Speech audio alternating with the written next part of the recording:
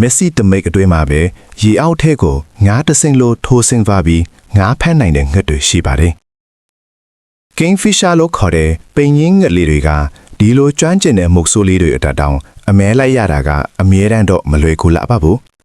။ရေမဲနဲ့ပင်ပေါ်ကနေကြည့်တဲ့အခါအလင်းရိုင်မှုကြောင့်ငါးလေးတွေကတကယ်ရှိနေတဲ့နေရာထက်ပိုပြီးတော့တိမ်တဲ့နေရာမှာရှိနေသလိုထင်ရတတ်ပါတယ်။ပိန်ရင်းငှက်လေးကငါးတစ်ကောင်ကိုမိသွားပြီလို့ထင်ရပေမဲ့ကုန်းပေါ်ရောက်တဲ့အခါမှာတော့သူ့ရဲ့သားကောင်လေးကပစက်ထဲကနေလွတ်ကျသွားခဲ့ပါတယ်။တကယ်တော့တောရိုင်းလောကမှာအောင်မြင်မှုဆိုတာတရားရခိုင်နှုန်းမတည်ကြပါဘူး။နောက်ထပ်စိတ်ဝင်စားစရာကောင်းတဲ့အကောင်လေးတစ်ကောင်ကတော့ Brown Dipper တော့ခေါ်တဲ့ရေငုံငှက်ညိုလေးပဲဖြစ်ပါတယ်။သူကတော့ပိန်ရင်းငှက်နဲ့မတူတာကရေပေါ်ကနေထိုးဆင်းသွားမျိုးမဟုတ်ပဲရေသိမ်ပိုင်းလေးတွေမှာလမ်းလျှောက်ပြီးအစာရှာတတ်တာပါ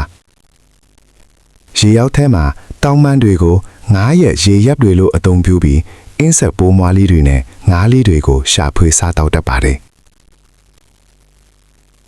ဒီငှက်ကလေးနှစ်ကောင်ကအစာရှာတဲ့ပုံစံချင်းမတူသလိုသူတို့စီကနေတင်ယူစရာတစ်ခုရှိပါတယ်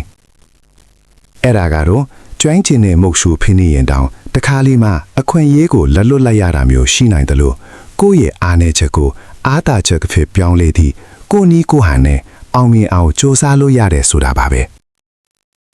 အဓိကကတော့လဲကျသွားတဲ့အခါဒါမှမဟုတ်အခွင့်အရေးတစ်ခုလွတ်ပါတဲ့အခါစိတ်မပြတ်ပဲနောက်ထပ်တစ်ကြိမ်ပြန်လဲစ조사ဖို့ပဲဖြစ်ပါတယ်တဘာဝတရားရဲ့ထူးခြားစမ်းပြတဲ့အလားတရားတွေကကျွန်တော်တို့ကိုသင်ခန်းစာအသစ်တွေအမြဲပေးနေမှာပါ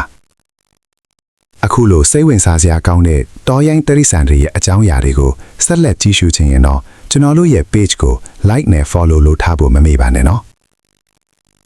ကျွန်တော်ကတော့တင်ဆက်သူစောချင်းပါခင်ဗျာအားလုံးပဲတာယာတဲ့နေ့လေးထပ်ပါစေ